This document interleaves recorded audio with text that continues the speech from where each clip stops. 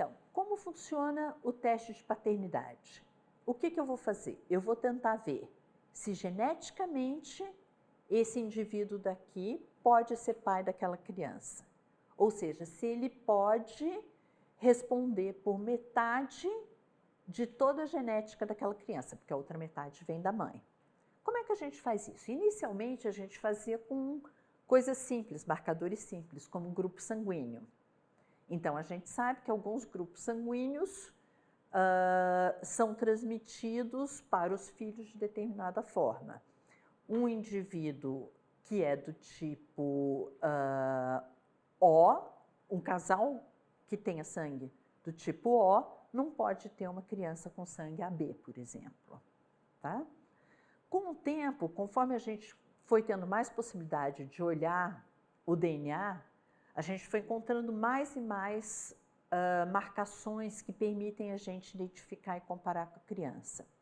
Essas marcações, às vezes, não são como grupo sanguíneo, a gente nem vê um efeito delas. Elas são só variações no DNA. Os nossos DNAs têm muitas variações que a gente pode comparar e por aquele padrão que é parecido com o que a gente usa para impressão digital, mas muito mais preciso, você acaba tendo uma marca única daquele indivíduo. E aí você pode comparar se ele pode ser pai daquela criança ou se a criança tem marcas que aparentemente não vieram nem do pai nem da mãe e, portanto, você exclui aquele indivíduo como pai daquela criança. Você pode usar para o teste de paternidade qualquer material que tenha DNA. O mais comum é sangue, você pode fazer também coletando saliva ou passando um bastãozinho, um cotonetinho na bochecha para coletar células. Você pode usar até cabelo, mas é muito mais difícil porque a quantidade de DNA é muito pequenininha. Isso é feito mais quando você não tem outras possibilidades, por exemplo, para identificar um indivíduo numa cena de crime. Em geral, quando você tem a possibilidade de conseguir uma quantidade maior de DNA, você usa sangue ou saliva. São os métodos mais comuns. Quando é que a gente faz o teste de paternidade?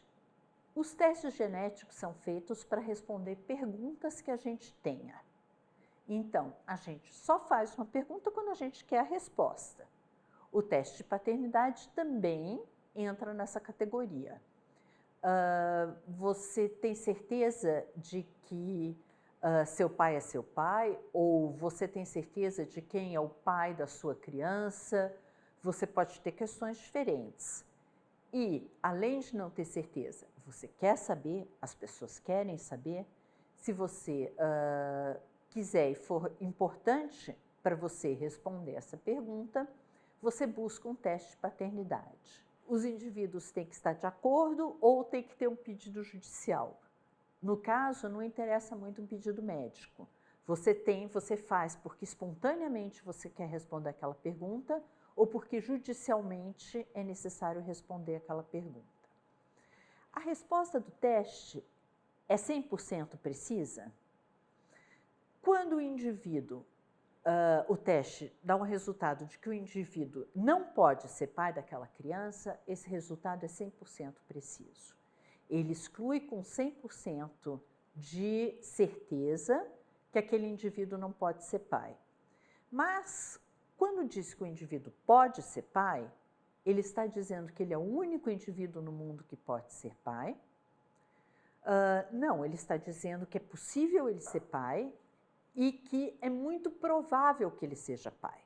Esse teste vem com uma probabilidade associada. Por exemplo, é 99,9% de chance de que aquele indivíduo seja pai dele. O que quer dizer? Que tem uma chance em 1000 de ser errada. As outras 999 são de que ele seja pai daquela criança. O possível pai não tem 100% de chance porque pode ter um outro indivíduo muito parecido geneticamente com ele que possa ser pai dessa criança. Não é muito provável, a não ser que ele tenha um irmão gêmeo. Mas a gente não consegue excluir a possibilidade de que tenha um outro indivíduo muito parecido geneticamente com ele que seja pai. Por isso que a gente só diz qual é a probabilidade dele ser pai daquela criança.